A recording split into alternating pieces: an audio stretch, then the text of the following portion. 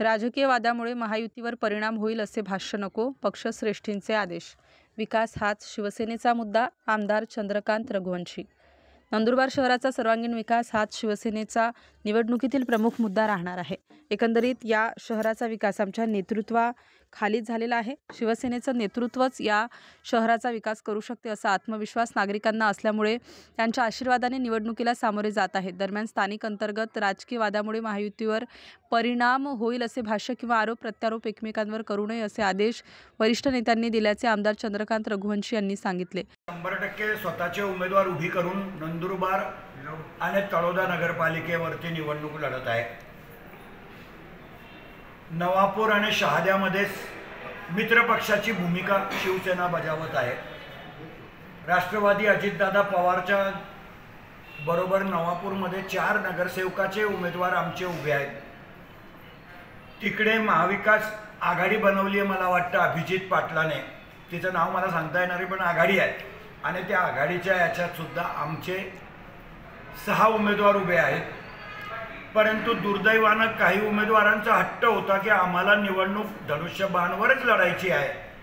खूप समजवल्यानंतर सुद्धा त्यांनी ऐकलं नाही आणि म्हणून त्यांना 2 एबी फॉर्म फक्त शिवसेनेच्या चिन्हावरती आपण दिलेले आहेत.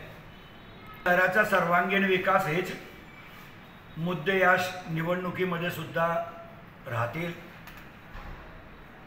एकनाथ शिंदे साहेबाकडेच नगरविकास आहे आणि भविष्यामध्ये सुद्धा, कारण नंदुरबार शहराचा विकास आमच्या नेतृत्वाखालीच झालेला नंदनगरीच्या जनतेने बघितलेला आहे.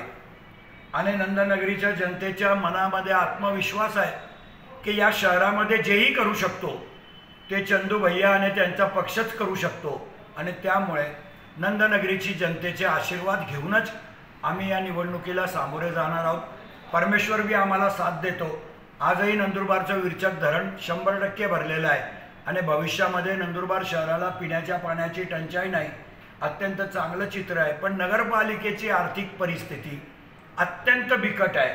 नंदुरबार नगरपालिकेमध्ये वेळ प्रसंगी फवारणीला आणि कचरा उचलायला सुद्धा पैसे नाहीत, ही सत्यस्थिती आहे. 3 वर्ष झाले, या डिसेंबरमध्ये 3 वर्ष होऊन जातील प्रशासकाचं राज्य आहे आणि नंदुरबार नगरपालिकेला आर्थिक चुणचुण जास्त आहे. कारण 15वे वित्त आयोगाचा पैसा सुद्धा 2-3 वर्ष झाले दिलेला नाही नगरपालिकेंना.